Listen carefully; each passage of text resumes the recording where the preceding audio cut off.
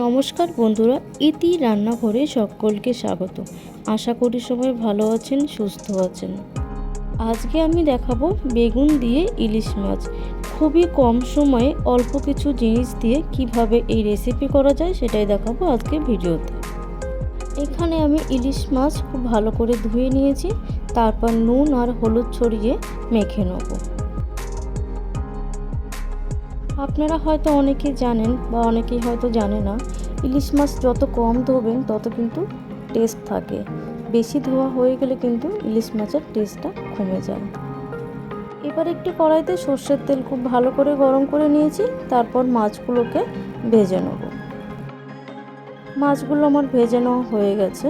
আমি কিন্তু খুব কড়াভাবে মাছগুলো ভাজিনি। এবারে ওই তেলের মধ্যেই বেগুনগুলোকে ভেজে নেব।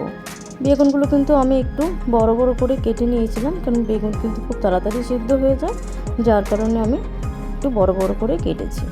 তারপর ওই তেলের মধ্যেই ফোড়নে দিয়ে দেবো কালো জিরে।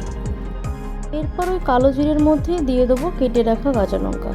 কাঁচা লঙ্কাগুলোকে একটুখানি সময় ধরে ভেজে নেব। তারপর আমি দিয়ে দিয়েছিলাম জল। জল কিন্তু খুব বেশি পরিমাণ দেওয়ার দরকার নেই, আপনারা মাছ বুঝে জলটা দেবেন। তারপর আমি দিয়ে দিয়েছিলাম হলুদ গুঁড়ো। এবার একটুখানি নেড়ে চেড়ে দেবো। তারপর কিছুক্ষণ আমি ফুটতে দিয়েছিলাম।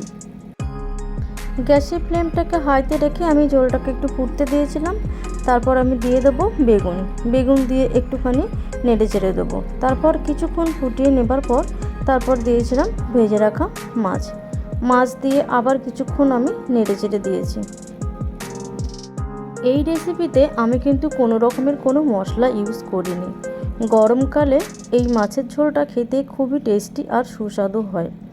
কোনো রকম মশলা ছাড়াই এই মাছটা খেতে কিন্তু খুবই ভালো হয়। নামানোর আগে আমি দিয়েছিলাম মাছ ভাজার তেল। মাছের ওই তেলটাকে দিয়ে আমি একটুখানি নেড়ে চেড়ে দিয়েছি। এই রান্নাটা করার সময় একটুখানি খেয়াল রাখতে হবে বেগুন আর মাছগুলো যেন ভেঙে না যায়। পরিবেশন করার জন্য বেগুন দিয়ে ইলিশ মাছের ঝোল রেডি। আমার এই রেসিপিটি যদি আপনাদের ভালো লেগে থাকে অবশ্যই লাইক, কমেন্ট, শেয়ার করবেন।